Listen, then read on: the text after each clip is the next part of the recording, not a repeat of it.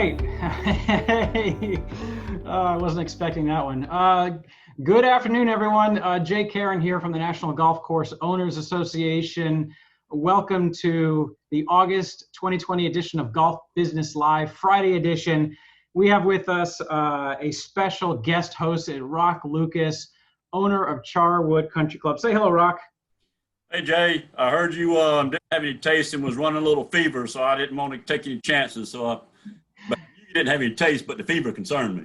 You know, I don't have a fever, but I might be getting a little hot today. We'll see where the conversation goes. But so, you know, Don Ray's usually our co-host, and he and his wife, as of this moment, are closing on a house in northern Arizona. I saw pictures of this place. He's cutting down trees and doing all kinds of stuff now up there. He's gonna have a great little house up there. So I look forward to visiting with him up in northern Arizona sometime, playing some golf up there. But so he couldn't be with us today, but we welcome Rock, who is a triple threat in this golf industry. He's a member of the NGCOA, longtime member of the NGCOA. He's a member of the PGA of America and the Golf Course Superintendents Association. So I call that a triple threat. And Charwood Country Club is just outside Columbia, South Carolina. Rock has also been and is the president of the South Carolina Golf Course Owners Association, past president of the NGCOA. I had to pull this sucker out, Rock. Remember this? You know, it's easy to think that you're a celebrity, you know, in your industry when you actually have control over the magazine and who goes on the cover, you know? So, but that was us nearly 5 years ago. You know, actually 5 years ago right now, we were in deep discussions about me coming up. You know, I'd gotten the job at NGCOA and hadn't started yet. And so we were deep into strategic discussions about what we were going to do together, I'm sure. But yeah, I'm still kind of 5 years later, still kind of thinking about those discussions. Yeah. Well, welcome to all those dreams, right?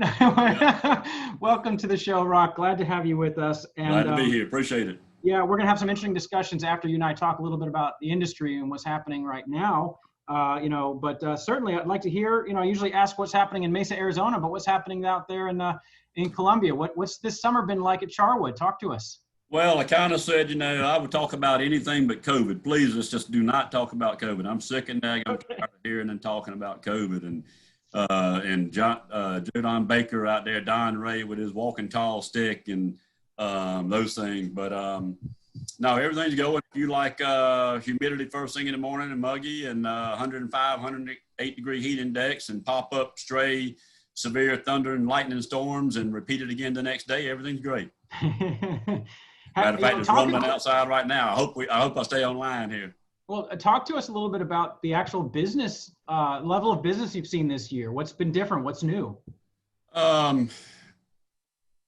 It's different. It's definitely different. Thank goodness, you know, we were on the cutting edge. Like Don, a lot of the similarities was with Arizona and South Carolina. We've got a governor that didn't shut everything down completely. I tell everybody, I've done a couple of these shows with some other Canadian PGA and some of those, that we were lucky. But one of the reasons we weren't shut down, golf wasn't shut down in South Carolina, is because we were in the governor's cabinet. We've had a great relationship with the state of South Carolina and the governor and all the branches for, you know, 25, 30 years. And I tell everybody that's not by accident. You know, it's been going on and on and on. And we have regular meetings with them. The director of PRT is a guest speaker every year at our conference. Matter of fact, that you'll be at in October, provided we can still have it.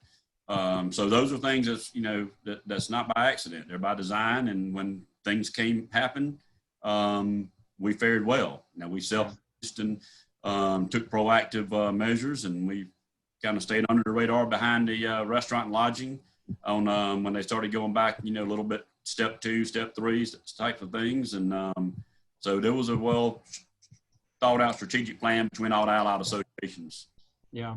It's a good lesson for a lot of folks around the industry, right? The business of it, business is like everybody else, is booming. And we had a conference call yesterday. If you're a private club with no outings and no, you know, not many or a lot of weddings, then you're not going to make it up on the tee sheet.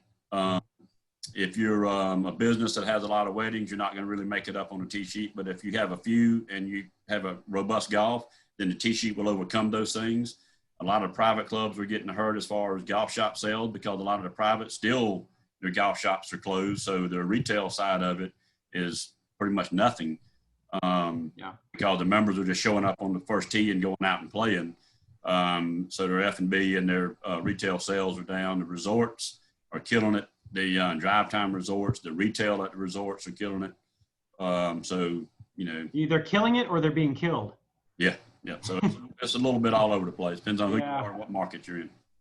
Yeah, it's still a tough environment out there. And obviously we're paying a close attention and leaning in Washington with regard to what's happening on further, extending the economic support for the American economy. I know it's a tough debate in Washington right now, so I don't even want to speculate what may come out of it, between the Senate and the House side and Democrats and Republicans trying to hash this thing out. I mean, both parties, the good news is both parties recognize there's a role here to play for the federal government to help support this, recession, this fast recession.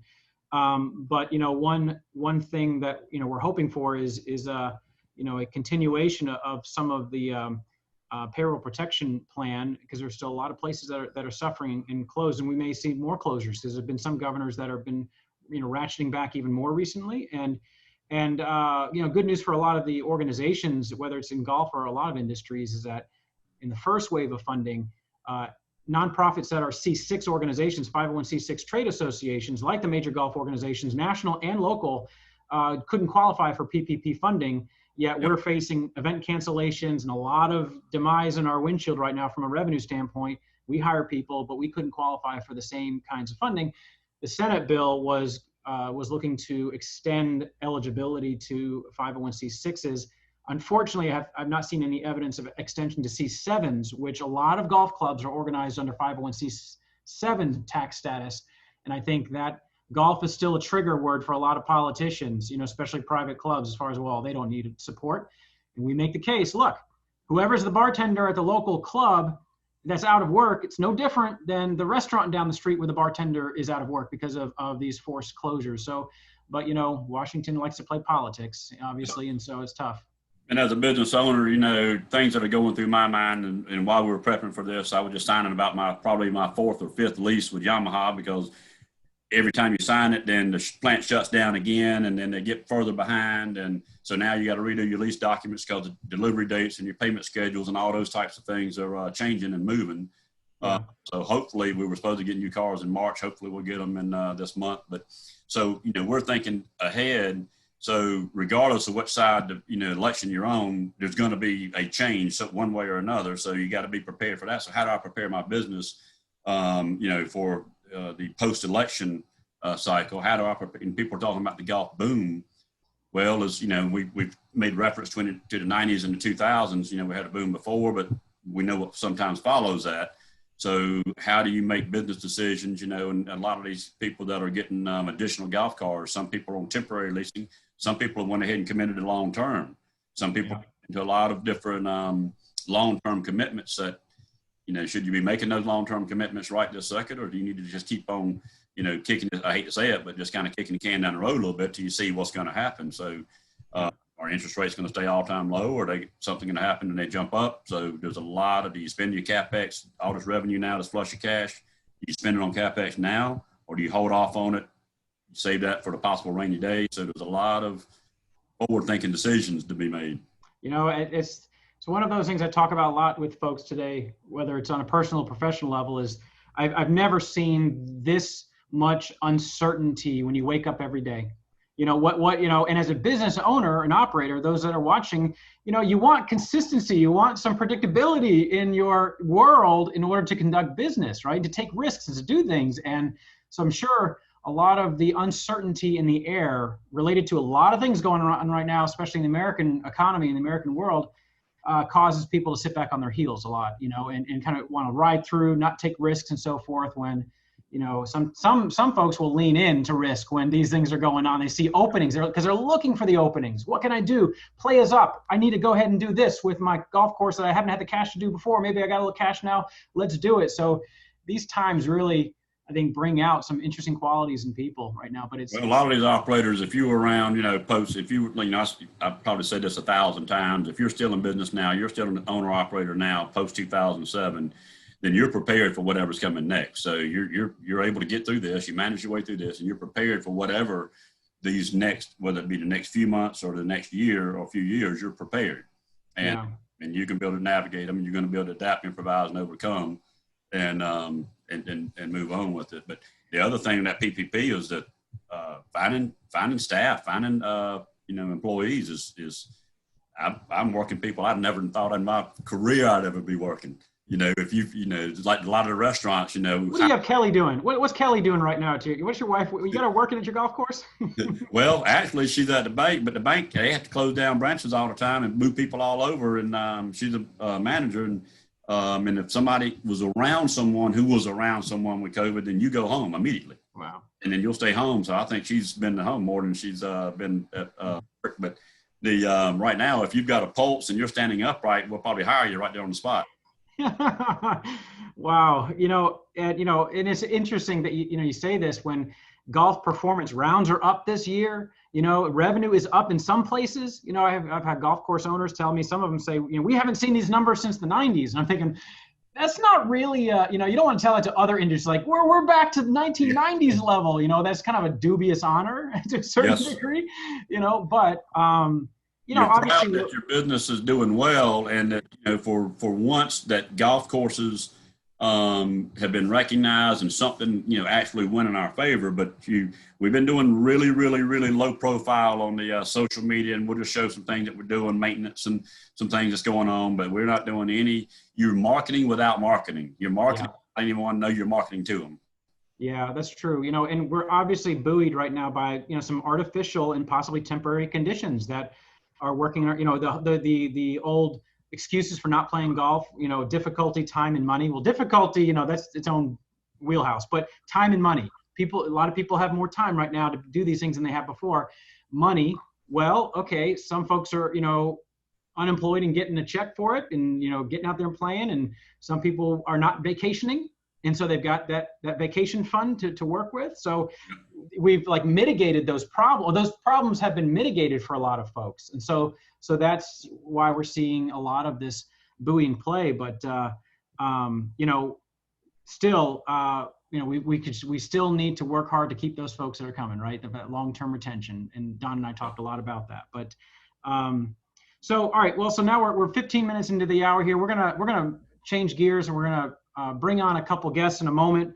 Today we're going to be talking about one of the biggest transactions in the golf industry over the past 20 years, really. I mean, as long as I've been paying attention to the golf industry, which has been about 24 years. I know you've been paying attention for about 50 years, Rock, so you might, but, it's the NBC Sports Group acquisition of EZLinks, which was consummated last November. And, and some trade press covered the transaction and gave a kind of a peek into the concerns of the transaction around the time this happened. But NGCOA has been doing more than just covering this in some of our communications channels. We've been really since December of 2019, the month after the acquisition, we've been having some active discussions and meetings with the Antitrust Division of the U.S. Department of Justice on this with some concerns. And so just to discuss the transaction and the implications, we welcome to the show Jared Williams and Andre Barlow. So guys, if you don't mind, join the show and we'll make more formal introductions. There we go. Hey guys. All right, good to see you. We have with us Jared Williams, who was the managing director of the Golf USA Tee Time Coalition and co-director of Advocacy at the NGCOA. Good to see you, Jared. The AC must be running high in that house because it's August. You got the sweater on, buddy. The mountain bungalow. Yeah. Good to see you, Jared. We have with us Andre Barlow, who is currently an antitrust lawyer at Doyle, Barlow, and Mazard. Of course, I say a law firm, Andre, and I can't help but say Dewey, Cheatham, and Howe from, the car guys. But, I'm sure you've heard it all. It's a small boutique antitrust international trade law firm. And Andre is a former trial attorney for the U.S. Department of Justice Antitrust Division. He has extensive experience in antitrust enforcement matters before the U.S. Department of Justice, the Federal Trade Commission, state enforcement agencies, as well as commercial litigation involving the federal and state antitrust laws, unfair competition, and other commercial matters. So, we've utilized the services of Andre for a while now through the Golf USA Tee Time Coalition to be sure that at first it was the coalition to make sure that we operate within the bounds of antitrust laws and all that. We would check with you from time to time on things that we might publish or put out there, and you were very helpful with that. You were helpful with the barter guide, the guide to bartering tee times, and that we published at the beginning of this year. And obviously, you've been involved in intimately in this issue. So, At the outset, guys, and I'll have plenty of questions for you guys, but I do want to set this up a little bit and say at the outset that as context, I'm not, no matter where we go in this conversation, no matter what NGCOA does, what I do in this context, I'm not at all condemning success, because this, the GOLFNOW story is a business success story. It's an enormous juggernaut in this industry. It's, business success usually is the American dream, right? We get it. We understand that. But so it's not that, this is not about a sector's success in our industry necessarily, but I just feel like we need to challenge that success. By what means did they achieve that success, at what cost, and to whom? Those questions need to be asked, when you see such a rise in influence in our industry.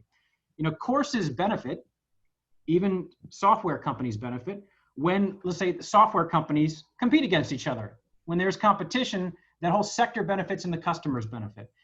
Courses and golfers benefit when the OTTAs compete, right? So we don't have that in golf now as a result of this acquisition. We're going to get into detail about that. But and Rock has been, I know you've been a practitioner of this for a long time, so you certainly have the organic experience on these issues. But so correct me if my history lesson here is a little wrong. But I'd say 25 years ago, we saw the introduction of what we used to call third-party providers. We used to call them TPPs. And now we call them OTTAs, online travel agencies. And there have always been third parties that help, businesses and consumers transact, like travel agents. A travel agent is a third party, right? They're the ones that connect the dots and make commerce happen. So, but about 20 years ago, NGCOA started publishing concerns and best practices for course owners on how to interface with these new online tee time companies. And I'll give props to Mike Hughes, but especially to Mike Tinkey, who rang that bell year after year with golf course operators about, be careful what you do here. Because much of the concern with the advent of third-party providers in travel, golf, or any space has always been, what rules or boundaries will there be about giving them access to my inventory, my customers, my pricing? Are these new companies adding value or extracting value from the economy? There have always been companies that have, attempted to add value and charge for it, like, the Yellow Pages. Remember the old Yellow Pages? I mean, my kids have no clue what the Yellow Pages were, but, a fundamental question in all this is, using the Yellow Pages example, are they generating demand, or are they just a new layer in the process to find and do business with a merchant, right? So, and what are we paying for in either of those scenarios? Helping you book something or generating demand, right? And the internet changed everything. There's no question the internet changed all of these business models. So, but along the way, let's say, since around 2005, as these players entered and exited the market, key performance indicators in the golf industry have been on a precipitous decline as far as rounds, revenue, course closing. So since around 2005, the performance of typical golf course, or the golf industry in that sense, has been kind of going like this, precipitously and slow, while these companies have gone like this, so this pie has been shrinking, but some of these companies have been getting fatter. And it doesn't take an economist to look at this and say, something's lopsided here. What's going on? Also along the way, and we're going to ask Jared about some of these questions, there have been grievances on the business practices of these companies, everything from, double booking tee times to customer data and so forth. And we'll talk about those. So much grievances, so much so that in 2015, the Golf USA Tee Time Coalition was created by the PGA of America and the NGCOA. And I'm an association guy. Now, I'm not a golf guy, I'm an association guy. And I'll tell you this, when trade associations have to form an entity like a coalition to monitor and try to influence the practice of, these kinds of companies in an industry, it ain't healthy. It's not good. It's not harmless. And so, because people do question us, why is this such a big deal? I don't understand why this is a big deal. We're doing just fine with this company. Well, and we'll talk about obviously why this is such a big deal. But I also want to remind people at home that we have, two layers to this business. We have the software side, we have the distribution side. And, for the longest time, and still today, those software companies could compete for your business, right? Rock, they'd come, we got the best features, we're doing this, we got the best customer service, they can fight it out, duke it out. And all of a sudden, it was GOLFNOW that really started bringing those layers together through the acquisition of those tee time companies, right? And so when you start having the coupling, I remember Mike Tinkey used to use that word, the coupling of the distribution layer with the software layer, all of a sudden the business model changes and is ripe for problems, which, we'll get into, because Andre and I are gonna have to split a hair on that. Like, what does that mean? Why is that troublesome for the industry? So even today, we still have some strong competition among those software companies. You got 5, 6, 7 of these software companies that are not controlled by GOLFNOW that compete and duke it out for business. But on the OTTA side, the distribution side, the sites where golfers go to book their tee times, there's no competition, really. We had Tee Off and GOLFNOW, and they're now one. You can argue that Supreme Golf is out there. Obviously, you love those guys, are doing some good work. But most of their inventory is simply a look into the tee sheets of Tee Off and GOLFNOW at this point. So the acquisition happened in November, and we learned of the acquisition as the employees of the companies are learning of it. You just imagine we were on speed dial for some folks, and the day before the press release was sent out announcing the acquisition to the industry, one of the top executives of EZLinks called me as a courtesy to say, hey, tomorrow the press release is going to go out, Jay. We want to let you know about this. And he shared something of concern with me, which is what triggered a lot of this, what we're going to talk about today. And he said, yeah, because the acquisition happened, and apparently it went through federal scrutiny, which, Andre, I'm going to want you to talk to, what is a normal course that when a business is acquiring another business of that size, what is the process they have to go through? Well, apparently they went through that process. I can't remember the name of it off the top of my head, but and the executive at EZLinks said, oh yeah, we flew through and they didn't even ask us any questions. As soon as I heard that something's wrong here. That should not happen, because we have a hell of a lot of questions.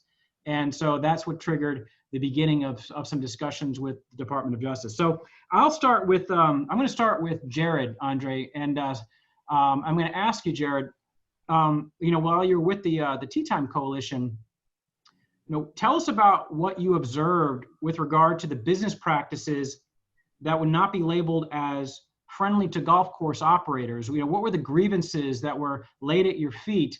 And the reason I want to shine a light on this is because these grievances were laid at your feet when there was competition.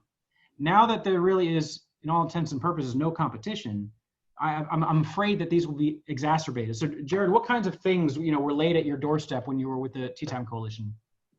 Right. So, when you have these golf management systems and you're looking to take your golf management system vendor and then work with a third party on the OTTA side, well, now there's no other third parties out there. There's only one available. And so that created a problem for our industry. But, going back on my experience with the coalition and thinking about it, some of the concerns that came up quite a bit was, GOLFNOW making sure that they were selling more barter tee times than the course's actual tee times. You had them consistently breaching contracts with their golf courses. The commission rates would be extremely high, sometimes 25% or $25,000 to work with GOLFNOW. There'd be double bookings. There's cancellation issues. We had a lot of brand misrepresentation to the point that we had to hire trademark attorneys to sort of help golf courses make sure that their brands weren't getting filtered out there and being exposed. And then a lot of times, without any discussion from any of our members, we would get, GOLFNOW would continually discount golf clubs, a lot of intercepting web traffic, and then just making material misrepresentations about the ability to book tee times. And so, those are just a few of the issues that typically came up in this long list of grievances. It would take quite a while to really go through all of them, but ultimately the acquisition doesn't seem to be helping matters. It's actually exasperating. So, Rock, you were a client yourself, so you can speak firsthand as to what some of the problematic practices were, and what would you see as concerns after this acquisition?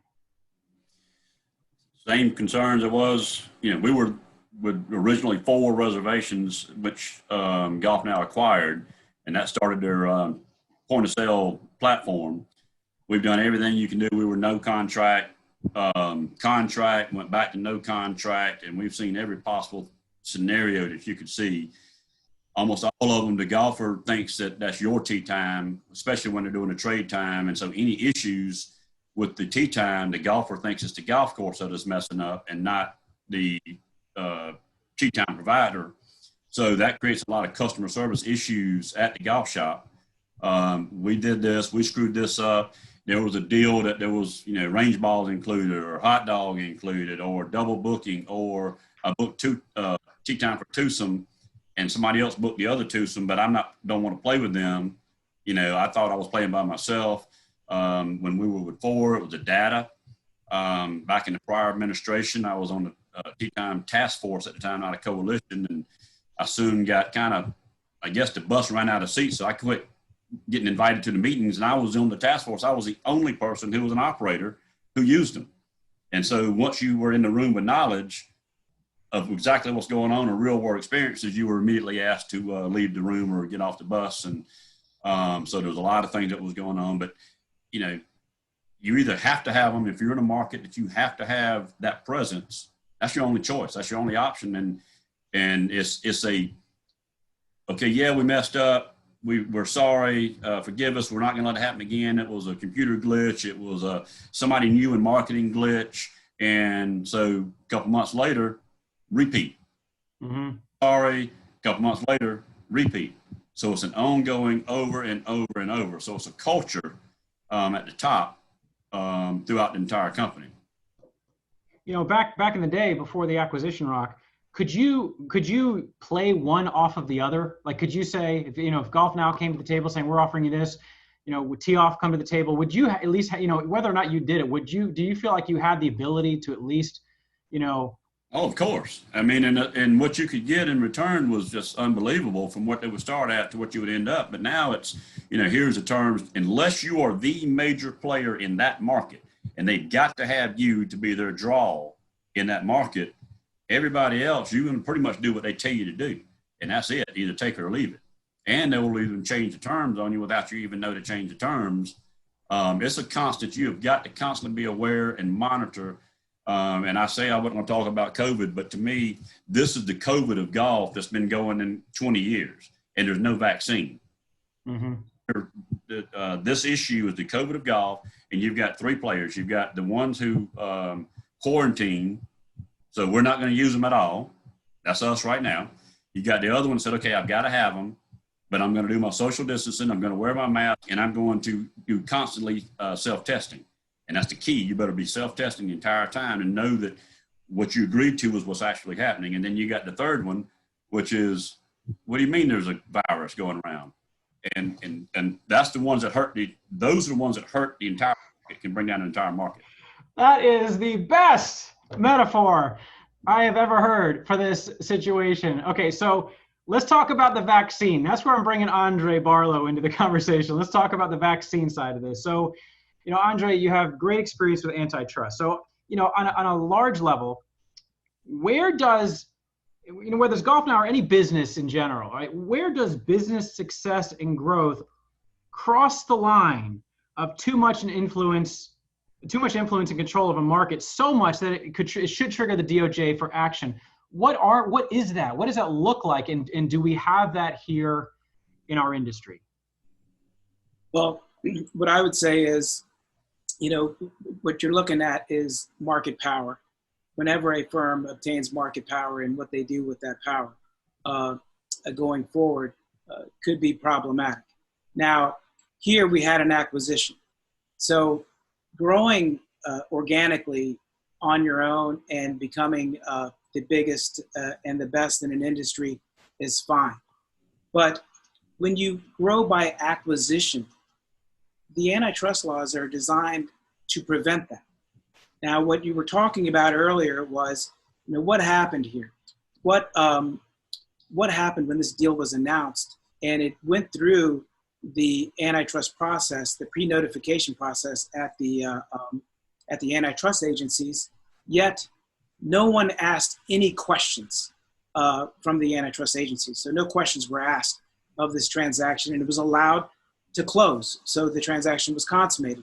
Now, unfortunately, this happens from time to time. But in those situations, there's, a history of the antitrust agencies, both the Federal Trade Commission and the Department of Justice Antitrust Division, of bringing enforcement actions against consummated transactions. Sometimes they bring these actions, 3 months after close, 8 months after close, 20 months after close. And, if you've been watching the news lately, you see these big tech investigations and the big tech scrutiny on Capitol Hill. Both antitrust agencies are examining these companies. The Federal Trade Commission has actually asked some of these big tech firms for, all the information for past acquisitions over the past 10 years. I think the trigger is, acquisitions and preventing those acquisitions. And sometimes it just doesn't happen. In this case, they didn't have the scrutiny. But anytime, what I would say is, what I hear from everybody, right now on this webcast is you hear some of the concerns. You hear the concerns that Jared was outlining, and that that they're being exacerbated by this acquisition. And the reason is because the transaction eliminated head-to-head competition of a competitor that provided the same software suite of services and listing services for tee times on an online tee time platform. And it was its only meaningful competitor. So in a situation like that, where you're really talking about a merger to monopoly, and I know there may be some other competition out there, but it's very small. And it was nothing like the competition that GOLFNOW and EZLinks were engaged in with respect to obtaining golfers to use that platform or use their platforms at the time, and in signing up golf courses to use the platform on the other side. So the trigger is the acquisition, and there's the antitrust laws. It's pretty simple. It's very easy to explain in terms of what the law says. Basically, in any line of commerce, if a transaction may substantially lessen competition, then it's illegal. Now that sounds like something that's easy to prove. May substantially lessen competition. That's what the law says in any line of commerce. And here, what we're talking about, the line of commerce, we're talking about the listing service for tee times on an online tee time platform. Okay, so let's talk about that for a sec, because you just narrowed the market down to a pretty precise definition. We've had people, we've put out articles on LinkedIn and other places about what's happening and our concerns here. And sometimes we get, the response, what's the big deal here? Less than 20%, maybe 15% of tee times are booked online at all, just online. And that could be a course's website or the OTTA or whatever, and so there's no monopoly, or there's no concern here because they can just pick up the phone and book a tee time or go to the course's website and book a tee time. So, define I guess address that concern or that criticism that this is because there are other options, other ways to make tee times, that this must not be an antitrust situation. Well, that is the argument all the time, right? No matter what case is in front of the antitrust agencies, you always have companies coming in trying to expand the market and talk about how broad a market is as opposed to how narrow a market may be.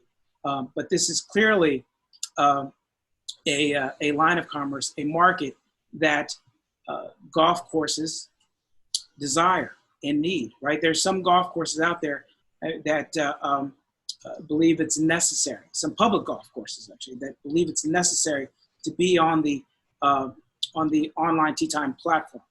Because if they're not on the platform and their competitors are on the platform, then what they're trying to do is try to obtain more sales, right? So and that's what we're trying to do. This is not about all sales. It's not about all bookings. It's what these two firms do and where they compete, right? They don't compete in all bookings, but they do compete in the offering of the golf management software, the suite of services that they provide, and the listing services for those tee times on an online tee time platform.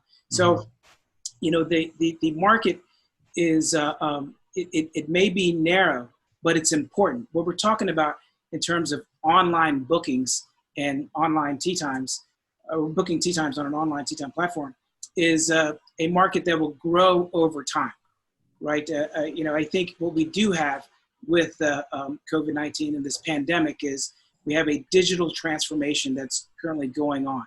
So even though online booking, may be a small percentage in the past, it will grow over time and it will become more important. One of the reasons why the government is focusing on big tech now is because of lax antitrust enforcement in the past, right? In the past, they allowed a lot of transactions to just, slip right through without a thorough investigation. And now they have to go back and take a look. And this is something that falls in that same pattern. So let me ask you, the presumption in an antitrust claim is that consumers have been or could be hurt.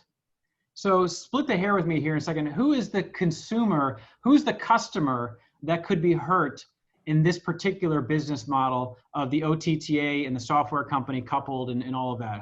Who gets hurt by this acquisition? Well, that's a great question because, this is another defense that always comes up, consumer welfare, consumer harm, trying to slip it by, hey, GOLFNOW is offering a great platform. It's great for golfers, all they're trying to do.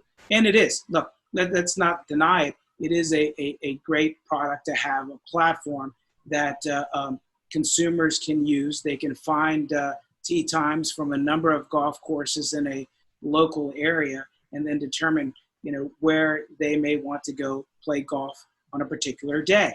But there are two sets of customers or consumers here, right? On one side of the platform, we have golf course owners and operators, right? They are negotiating to list their tee times on the online tee time platform. So whatever they do, whether they negotiate a commission-based model or a bartered-based model, they are negotiating to list their services, to list tee times on the platform.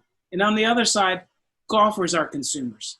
Golfers are consumers on in terms of the subscription services that EZLinks and GOLFNOW were competing with, and in terms of promotions and discounts that were provided to these golfers prior to the merger.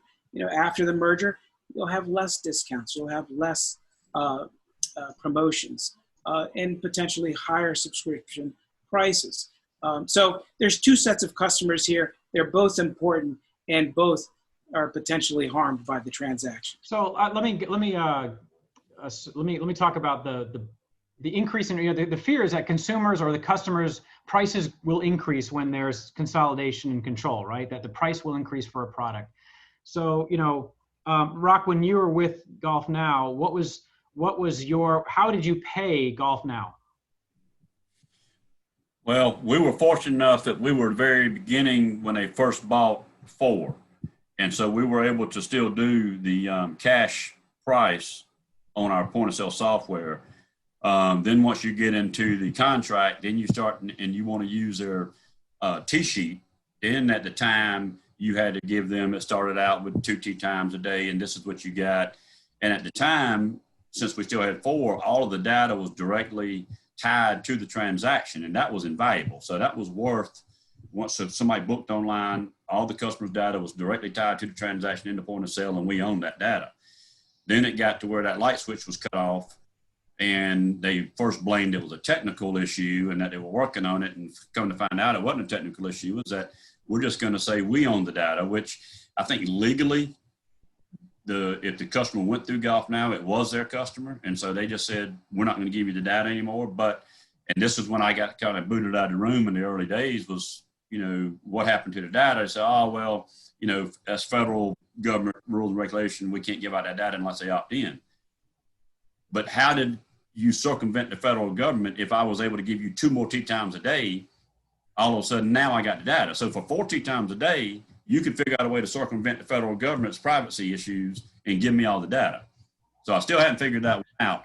So it was a rolling, moving target. So it went from 2 tee times, you would get this, 4 tee times, you get this, 8 tee times, we'll buy you your computers for you, put you on the marketing program, put you in our ride buy program, with the universal, all the arenas and sports arenas not out around the country, the same buying platform. So it's just ongoing. So in this case, and Andre, correct me if I'm wrong, but the price to the golf course is the barter of the barter tee time. It's not, because when you think price, you sometimes think, well, what am I literally paying for something? But if you're giving tee times to the company and now they're consolidated, the threat is that, well, now all of a sudden they may say, if they came to you, let's say you were a GolfNow customer before November, and after November they say, look, hey, Rock, and I know this is happening with some of our owners, it's now going to cost you 3 instead of 2, to do X, Y, Z. That is increasing the price to you as the customer. Is that correct, Andre? That's kind of like the. Or you move the tee time. Yeah. What's that? Or you move the tee time to a more desirable, higher price, higher right. Take tee time. Right. Yeah. That's right. That's exactly right. It's like, it's it's not just the number of tee times or the number of rounds of golf, but what time. The peak hour rounds. Instead of the rounds that are worth less. So yes, I mean, that is the price increase. The price increase is the number of tee times, the number of rounds of golf, whether they're peak or not, peak demand or not.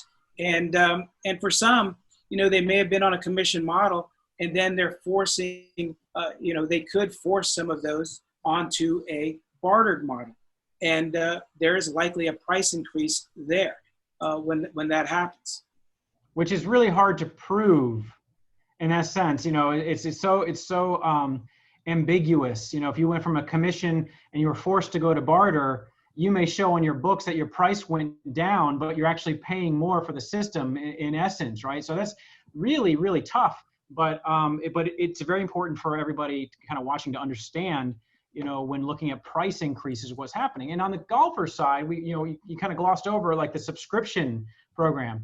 So, GolfNow had the Golf Pass program, and T-Offs was, I can't remember what T-Offs subscription program was called, but competing subscription programs. You pay a monthly fee and you get all these benefits, including, tee times. And when Golf Pass was launched, it was labeled as, a free tee time every month for $199 or $99 a year, or $100, whatever it was. Let's say, I think it might have been $99 for the entry level. You get a free tee time per month. All right. All of a sudden now now that that's post acquisition, all of a sudden that benefit is now a $10 tee time credit per month. And it's like, so the price may stay the same, but the benefits are dropping to the golfer in that sense. So it's an example of possibly exhibiting market, the market control is exhibiting itself in this way. And also let me ask you this, Andre, is there a case to be made of concern with regard to if GolfNow has the bartered inventory, let's say in the Atlanta, Georgia market, let's say they have 89 golf courses. And because all of them are bartering, they have control of the pricing of the bartered rounds, which is generally the lowest price rounds in the golf market. Could you claim that one entity now has one entity where it could have been two before, now has control over the lowest price tee times in a geographical market? If you expand it, you could go through, to the United States. Who controls that? One party can control now the pricing, because they set the price of those bartered times across an entire geographic market. How would that not be of major concern to a DOJ when it's not their inventory, it's not their product? This is really, we're talking about golf courses, fragmented industry, that they're able to turn the dial on pricing at even the lowest pricing in the market across the country. Would that not be of concern to the DOJ? Well, I think it is. It should be. And I would add to it, some of the things that I've learned through this process in terms of the price parity provisions they work in terms of kind of like a most favored nation clause, which really means that a golf course owner can't charge a lower price than GolfNow will charge on the online tee time platform. So they do have control of the price, and that is akin to a most favored nations clause. And in many situations, those types of clauses can lead to actually higher prices for consumers, or the actual golfer. But yes, you're exactly right. They're in control of the price, at that point, especially when we're talking about online booking of tee times. Mm-hmm. So explain to folks watching, if the DOJ, because we don't necessarily always know what's going on behind the walls of those buildings, right? When we talk to them and they about the issues in the industry and so forth, which we've had a number of conversations with them, but what could, paint a picture of what could happen. We talk sometimes in our meetings about behavioral and structural remedies. What are some actions the DOJ could take or has taken with these kinds of situations? Well, there was a good example, several years ago, probably about 4 or 5 years ago, where the Department of Justice investigated, an online platform merger. It was about ratings and reviews. The company was Bazaar Voice's acquisition of its direct competitor in rating reviews. And in that situation, they brought the enforcement action about 8 to 10 months after the closing of the transaction. And they actually took it to trial and unwound the transaction, meaning they had to divest the company that they had just acquired. So you do have examples where something like that occurs. And there, it was also a very narrow product market in terms of talking ratings and reviews for e-commerce businesses. And we know that there's ratings and reviews all over the place. And even Amazon at the time had ratings and reviews on its website.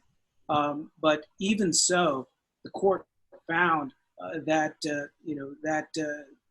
definition of the market was sound, and that because they had about 60% of that review and ratings platform market, they had a presumption, and the Department of Justice didn't even have to show any anti-competitive harm. So it's a great case to compare to what the situation is here, the Department of Justice was successful in proving that case and able to get the merger unwound. So in this case, in our market now, there's an estimated that GOLFNOW controls 60 to 70% of the software market, which is the gatekeeper of inventory and so forth. And then they control well over 90% of the aggregated online tee time business now, right? And so when you have that kind of business, if the DOJ just unwound that transaction, like the example, then we're back to where we were in October. This, maybe prior to the acquisition, which still had huge problematic issues with the coupling of distribution owning the software level, right? Because talk to me a little bit about your concerns with regard to when distribution controls the software business, that coupling of the business. How is that, because you can have 90% of the online tee time aggregator world. You could be the most successful online tee time agency in the world that everybody wants to do business with. You got 90% of the business out there. But if you're also controlling majority of the industry in the software side, which again is the gatekeeper to the inventory, how is that problematic? And two, what could be if the DOJ saw this control as problematic, what could be some remedies? Well, again, I think what you're looking at there, it's a separate issue from the merger, but it's also related because at least before you had two firms that were both coupling the distribution and the software. But at this point where we have one firm that controls both, where you see the harm to competition is a reduction of innovation, right? Because since they are the gatekeeper for about 60% of the golf course owners out there that are currently using their software solutions, they have the ability to deny access to online booking application rivals. So anyone out there that's trying to compete, trying to come up with its own platform, or trying to come up with its own online booking application, they actually have to go through GOLFNOW to be able to offer their service to GOLFNOW customers. So that's a situation that could be resolved. If we were talking about a separate investigation in terms of a conduct investigation, then that's something that could be resolved via behavioral type remedies. But if we looked at it in the context of the merger, obviously the Department of Justice has a preference for structural remedies, which means a divestiture. Okay, so let me give you an example. No, go ahead, Rock. Andre, dumb this thing down here for me a minute. If I've got if I'm using say GOLFNOW point of sale, and there's all of a sudden tomorrow there's 3 more online tee time providers, and I want to be able to connect with them through my point of sale, and GOLFNOW said, no, we're not going to let you. Is there a way that you can remedy that, or is that just because you signed up with them, then they're going to make the rules and control who my customer and how I can access them? Well, unfortunately, they can make the rules and they can do what they want because they have, that market share. Now, may that be anti-competitive and illegal under the antitrust laws? Possibly. I would argue it is because they have that market power. When you have market power, and when I say market power, what we're talking about is monopoly power. And that's usually defined by, owning a high market share. And it's not illegal to have monopoly power or market power. What's illegal is, do you do anything with that power that is exclusionary, right? That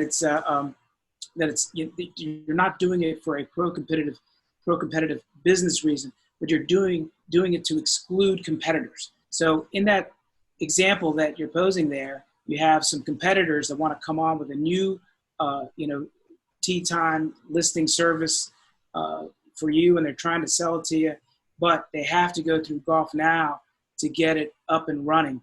And if they do things that prevent them from offering those services to you, that could potentially be anti-competitive because it's exclusionary.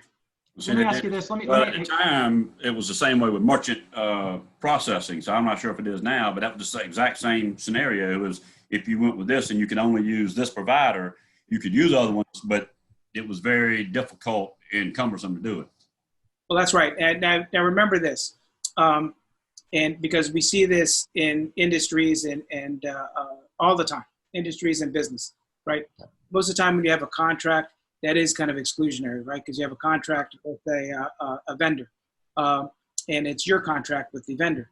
But what we're talking about is in a situation where the company may have market power. So if they have market power and they enter into a contract or they do things that exclude competitors from competing, that's when the conduct may be anti-competitive.